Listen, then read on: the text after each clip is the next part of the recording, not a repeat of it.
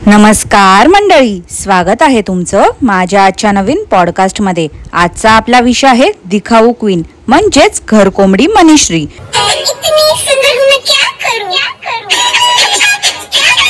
पण पॉडकास्ट सुरू करण्यापूर्वी जर तुम्ही माझ्या चॅनलवर नवीन असाल तर माझ्या चॅनलला सबस्क्राइब करून घ्या। सोबतच शेजारी असलेल्या बेल आयकॉनला प्रेस करा सो दॅट कोणतीच अपडेट तुम्ही मिस करणार नाही। तर मग वाट कसली बघताय, चला सुरू करूया आजच्या आपल्या पॉडकास्टला। ह्या वर्षी ना मंडळी कितीतरी प्लॅन्स केले होते सुट्टीमध्ये गोव्याला जाणार। मागे जसं मैत्रिणीसोबत फिरायला गेली होती तसं जाणार, पण कोणताच प्लॅन सक्सेसफुल नाही झाला।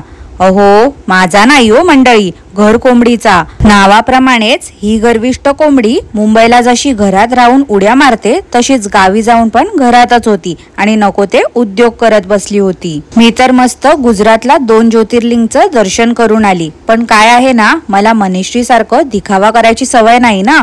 स्वतःचं पर्सनल लाईफ असं डॉलरसाठी चव्हाट्यावर नाही ना मी आणत।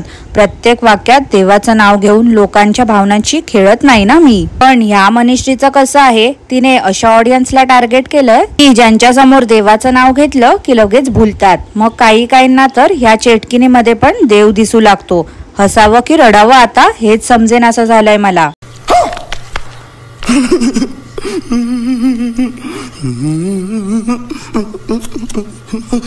ज्या व्यक्तीचं आपल्याला काहीच नाही माहिती, तिने तिच्या भूतकाळात काय केलंय, वर्तमान काळात ती कशी वागते, लोकांची कसं बोलते, त्या व्यक्तीला देव समजणं किती योग्य आहे। आणि ही घर कोंबडी जराही सज्ञा नसती ना तर हिने त्या कॉमेंट करणाऱ्याला सांगितलं असतं की बाबा रे, देव वगैरे मला मानताय हे जरा जास्तच होते, माझी तेवढी लायकी नाही की देव मानावं।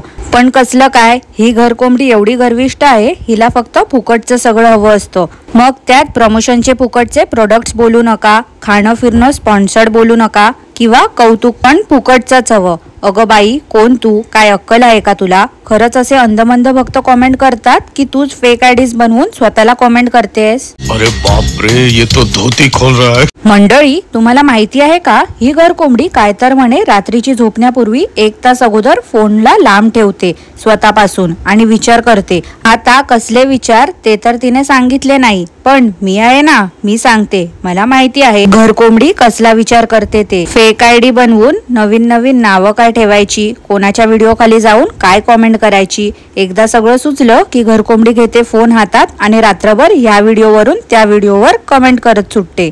ही बाई कसले नशे करते काय माहिती, सकाळी हिलाच आठवत नाही की रात्री ही काय काय पराक्रम करून आली आहे ते। लगेच ही बाई स्वतःची चूक दुसऱ्यांवरती ढकलून मोकळी होते।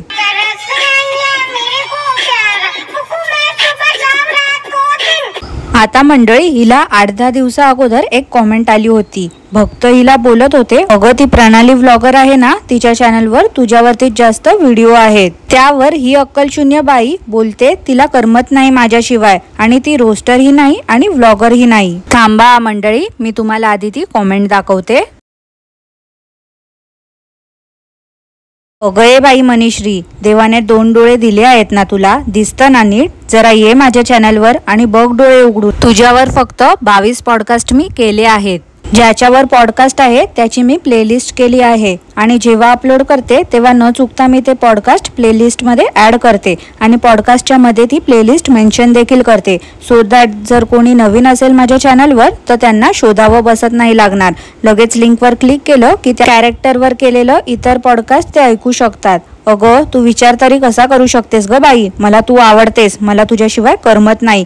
कितीतरी वेळा ना मी माझ्या पॉडकास्टमध्ये हे देखील बोलली आहे, तू ना माझा सगळ्यात न आवडणारा विषय आहेस। मी तर बाई तुला कधी याआधी बघितलं देखील नव्हतं।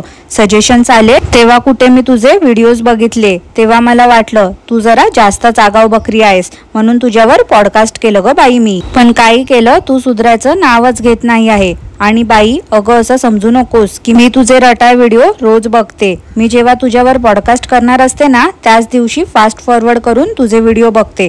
कधी एका दुसरी कॉमेंट आली की हे बघ ती तुझ्याबद्दल बोलते किंवा ती कॉमेंट वाच त्या व्हिडिओ खाली आहे, तेव्हा मी बघते। नाहीतर बाबा रोज कोण स्वतःचाच दिवस खराब करून घेईल तुझ्यासारख्या चांडाळ बाईला बघून। बात तो सही है। आणि काय ग दीडशाने, इम्प्लांटचा अर्थ तरी माहिती आहे का तुला? सगळ्या चांगल्या चांगल्या गोष्टी इम्प्लांट करतेस होय. तरुणपणी म्हणे HR होतीस ना तू. अगं बाई, खरंच होतीस ना, की ते पण पकाव टॉक्सच्या पकाव स्टोरी सारखंच फेक होतं? कारण जे तू बोलतेस ना इम्प्लांट तर त्याला इम्प्लांट नाही ग, इम्प्लिमेंट बोलतात. आधी ना बोलायला शिक ग, मग व्हिडिओ बनव. उगाच आपलं 1-2 इंग्लिश वर्ड इकडून तिकडून ऐकून येतेस आणि ते बोलून दाखवते. कोई सेंस है इस बात की? ग बाई, तुझ्यासारखे अडाणी HR असतील ना तर ती कंपनी नक्कीच लॉस मध्ये जाईल ग. इमोशनल मंडळी, आता काही बाई जुन्या काळातल्या ड्रेसचं कलेक्शन दाखवते. कोणत्या काळात असे ड्रेस घालायचे काय माहिती. आता ऑनलाईन किती छान छान ड्रेस अवेलेबल आहे. काही लोक तर मिशो सारख्या ऍप वरून खरेदी करतात आणि मग झारा मँगो मधून घेतलंय असं सांगतात. आता ती लोक कोण ते तर तुम्हाला सगळ्यांना माहितीच आहे. शेवटी काय, ती पण ह्या घरकोंबडी पासूनच इन्स्पायर झालेली आहे. ह्या बाईला नाही साधं फॅशन सेन्स आणि चालली आहे बुटीक ओपन करायला. ही घरकोंबडी तर अजून अडकली आहे 70च्या दशकात. अगं बाई, काळासोबत जरा अपडेट हो. आणि जी शिवते ना तुझे कपडे, जिचं तू प्रमोशन करते, तिला पण सांग काहीतरी आजच्या डेली लाईफ मध्ये लेडीज एक नाही ग, अनेक लेडीज घालू शकतील असं शिव. आता हे मी क्लिअर केलं, कारण एक स्त्री जरी असेल तरी तू तिला लेडी न म्हणता लेडीज बोलतेस ना, म्हणून. इतने तेजस्वी लोग हैं हमारे पास. ह्या अतिशानी घरकोंबडीचं असं म्हणणं आहे की अंधमंद भक्तांसोबत मीटअप ठेवला की नजर लागते हिला, म्हणून मीटअपच नाही ठेवणार आहे असं हिने डिसिजन घेतलं आहे. पण कधी रस्त्यात ही जर दिसली तर हिला नक्की थांबवा आणि गप्पा मारा असं देखील ही बोलली आहे. पण दुसरीकडेच गंमत माहिती आहे का मंडळी, जी बाई आम्हाला कॉमेंट करते की तुम्ही साधा तुमचं तोंड देखील दाखवत नाही, लपून बसलेत, कॅमेरा समोर येऊन बोला, तीच स्वतः मास्क आणि स्कार्फ लावून स्वतःचं तोंड लपवत देवळात जाते. अगं मनीश्री, तुझे खूप व्हिडिओ मी बघितलेत ग.